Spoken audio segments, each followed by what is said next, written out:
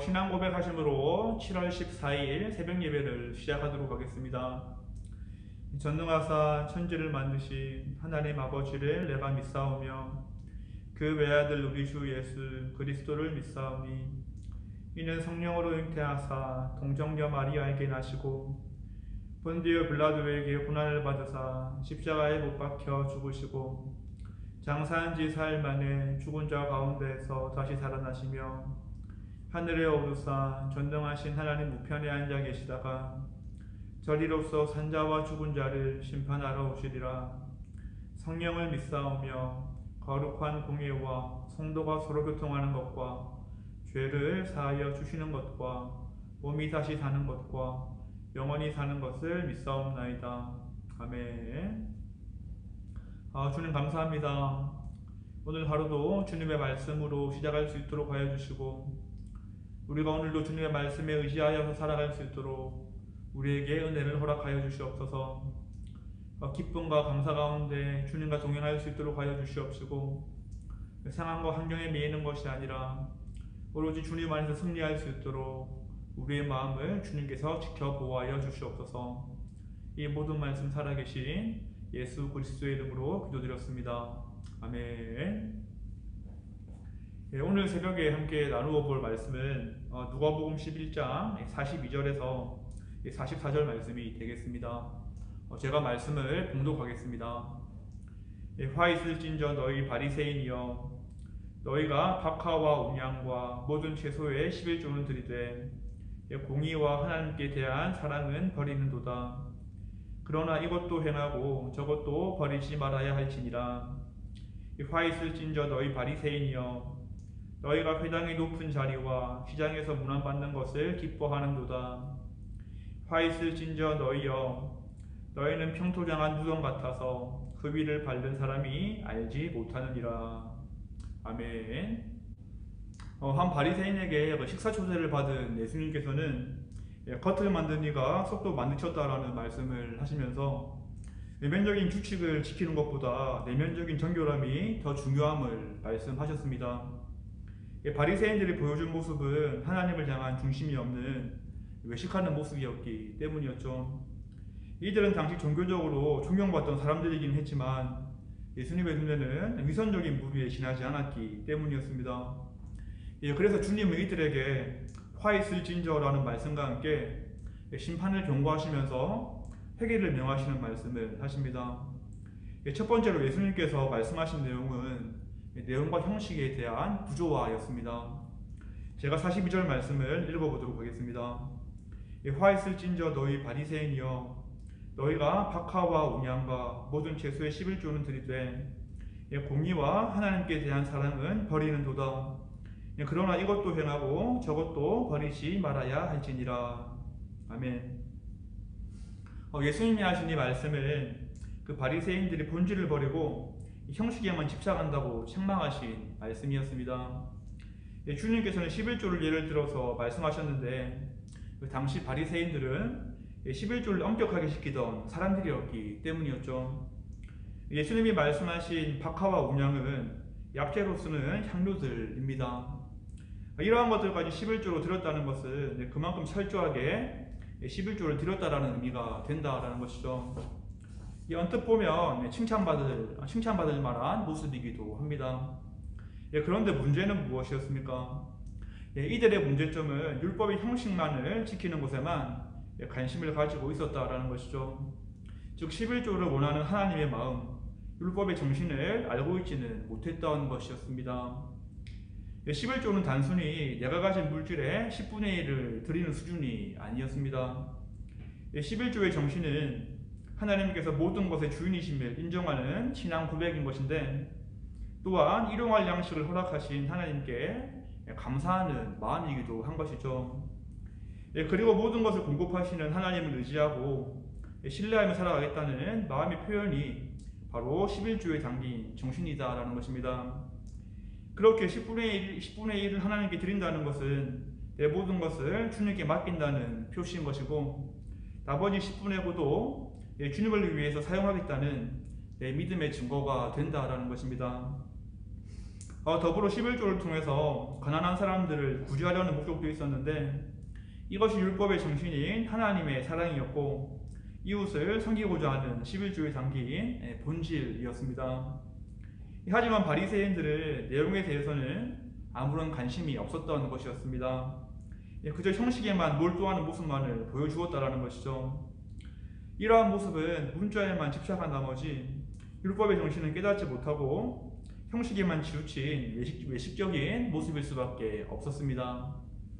오늘날 우리도 문자에만 집착하다가 그 이면의 정신을 잊어버리고 있지는 않은지 주의해야 하겠습니다.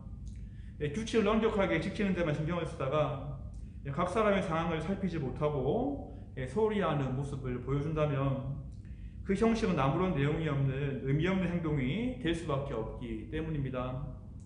정해진 순서와 형식에만 매여서 하나님에 대한 풍성한 경배와 사랑을 제한하고 있다면 이 모습 또한 형식에 집착해서 11조를 드린 바리새인의 모습과 다를 바 없게 되는 것이죠.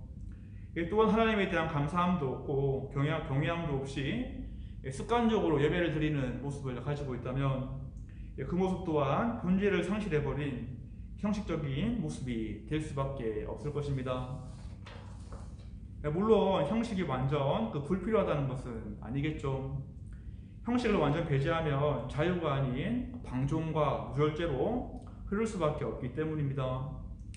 중요한 것은 내용과 형식의 균형을 잘 지켜나가는 것이겠죠.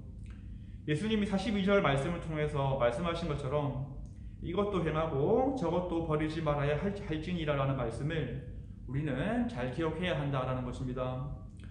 그럴 때 우리는 형식 가운데 풍성한 사랑을 담아서 한쪽으로 치우치지 않는 균형 잡힌 그리스도인이 될 수 있을 것입니다. 예수님께서 두 번째로 바리새인들에게 회개를 촉구했던 그 내용은 헛되이 명예욕에 관한 말씀이었습니다. 제가 43절 말씀을 읽어보겠습니다. 화 있을진저 너희 바리새인이여 너희가 회당의 높은 자리와 시장에서 문안받는 것을 기뻐하는도다. 사실 명예욕은 누구나 가지고 있는 모습이죠. 다른 말로는 인정욕구라고도 합니다. 그 누구나 모든 사람에게 사랑받고 싶어하고 인정받고 싶어하는 마음을 가지고 있다라는 것이죠. 그런데 바리새인들은 이러한 모습이 왜곡되어서 특권의식에 사로잡혔던 것이었습니다.